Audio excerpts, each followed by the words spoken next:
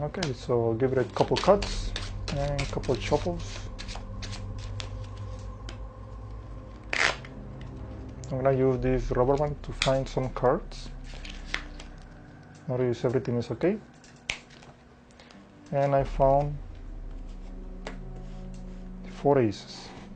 Okay, notice there is no more aces anywhere in the deck all the way through. Okay, now I'm gonna lose the aces one by one. Okay, doesn't matter where. Let's say they want me to put the ace of spades, scatter in the middle. The next ace, which one you want? Let's say they want you want the ace of diamonds. The next, okay, no aces. The next one is ace of hearts. All right, and the last one, the ace of clubs. The sequence doesn't really matter. No ace at the bottom and no ace on top. Now I'm gonna ask the spectator, I'm gonna use one hand to find the aces. Which hand you want me to use? Let's say they want me to use the left hand. Okay, all right, one of the aces, position number 26. There you go. The second ace, position number 35. Let's make it a little bit more complicated. The next one, face up, position 17. Yes, right here.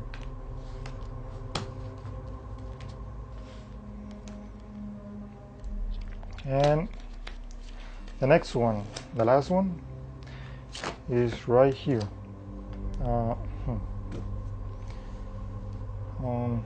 Well, I guess it is because I didn't get to say the number. This is an indicator card. It should be in the 5th position.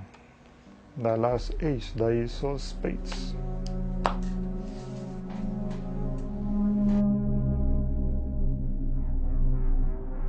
Okay, so all you need is just the 4 aces. You can do any kind of production. So, for example, when you finish any ace routine, and after I did the ace production, what I was doing in the performance, when I said, well, look, I don't have any other aces, I was actually looking for any 5s.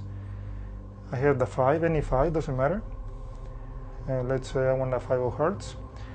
And then I keep a break right under the 8 of diamonds, right after the 5. And I'm gonna use it later. There is no more aces. As an excuse, I show the back, show the front, and reverse the sequence. Now the 8 of diamonds is right above. Any card, doesn't really matter. I just need a 5 right under an indifferent card.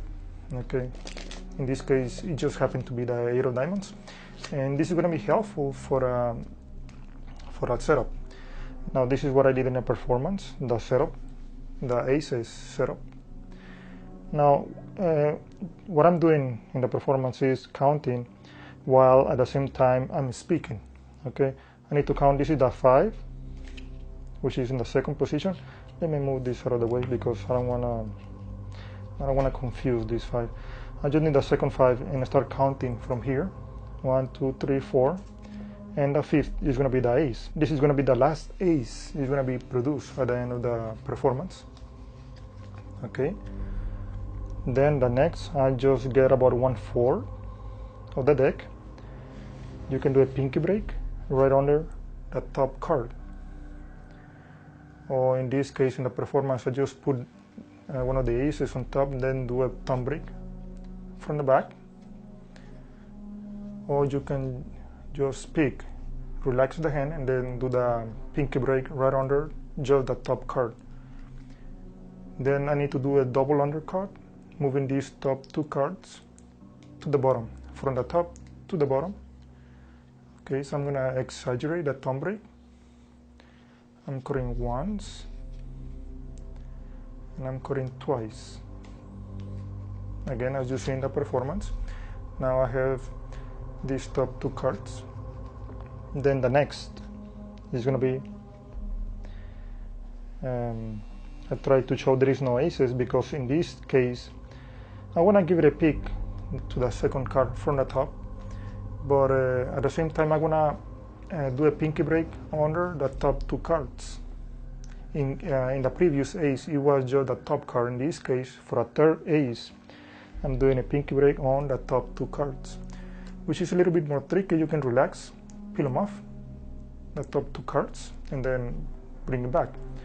Or you can say, well, pick any other ace while you remove this one and point to any other ace. You at the same time give it a pick and put it back, and now you have a pinky break on the top two cards. Or in the performance, like I said before, I just use it as an excuse. I have no more aces at the bottom. At the same time, I give it a pick to the second card from the top, the three of clubs. I'm doing a pinky break on the top two cards. Then one ace. You don't need to exaggerate, of course, but I need to move these top three cards from the top to the bottom again with a double undercard. I'm exaggerating, of course. Now I have these three cards at the bottom, and the last one. I have no breaks. You don't need to do anything. Just square, put a top ace, the last ace. You can ask the spectator which ace you want next. When I take this bottom half and put it on top, I toss it on top, but I don't perfectly square because I need it halfway. So then I can move the hand to the front and in-jog the top card, which is the three of clubs. Now this is the card that I was trying to give it a pick. I try to remember when I lost the third ace. I'm gonna do a thumb break right above, not right under, it has to be right above. So you can end up with, in this case, an indifferent card to the top, and then an ace. This is the final setup from the bottom, and from the top you will end up with an indifferent card, an ace, an indifferent card, an ace, an indifferent card, and then the 5, and then 1, 2, 3, 4, and the 5th is going to be the last ace. That's how I did the setup in the performance. And from here you can do any false cut, false shuffle, a simple one, while at the same time you ask the spectator which hand. I'm going to use one hand, the left one or the right one. Doesn't really matter. It's actually quite easy. But what I did is one hand triple false cut. You don't have to do this. It is actually quite tricky, but I already have the tutorial for this false hand, one hand triple false cut. Some people, they do one hand false cut. It doesn't matter. Try to keep it simple. It's just while you are asking the spectator which hand you want me to use. Anyway, the setup is still the same. It doesn't change anything. Then the next, I'm gonna try to find the aces, and then I say any random number. The first time, I don't know, I just say 25, 26. And what I do to locate the ace, because this is an indifferent card, then the ace, all I need to do is just throw the top half, everything except the top card. Okay, but when you do it fast, you throw everything. Okay, it's gonna be a little bit of a mess, and then you have an ace. Sometimes, or actually most of the time, when I do it, I always put the other hand, so it doesn't keep spreading around the table. So I always use the other hand just to stop, the tossing cards. Then the ones you drop, you put it back on top, different card, and then an ace. And then the second ace is going to be somewhere about that. I say the number at the same time I throw it. Okay. So I put the other hand and throw it, keep the top card. Okay. Make sure you can just peel it off. But make sure they don't really, by the swinging motion, they don't supposed to see what is really happening. You just throw in everything and keep in the top card. which is an ace. And then the toss-out pile, you put it on top all the time. This time I say, I'm gonna do it a little bit more complicated. I'm gonna do it face up. Notice I have an ace. And then the next one, I try to do again, I just, cut it with a pinky, anywhere in the middle. And then the next one is gonna be the 17.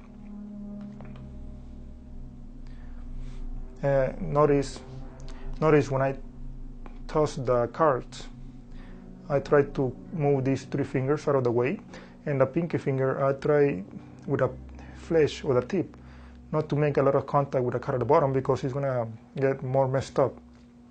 I try to use just the nail, okay, because no cards are gonna get stick by the nail, just by the flesh or the tip. So just move it or bend it a little further down, the pinky. So move these 3 fingers out of the way, and everything is gonna get more smooth, Again, this is the toss pile. Put it on top, and the last one finally is gonna be about right here. I don't say any position because the indicator card is gonna say it by itself. This is supposed to be the 5, okay? Now this is gonna be the last one, the last ace. 1, 2, 3, 4, and the last card is gonna be the ace of spades, because this is the biggest ace. That's the one I put myself at the beginning. So that's pretty much all the setup and routine. It is quite easy. Actually, it doesn't really require a lot of practice. It's just the fact that you have to throw the top half and retaining just the top card. Now, I always recommend, if it's not a brand new, at least make sure it is a deck of playing cards in a good condition, so everything is laid out quite easily.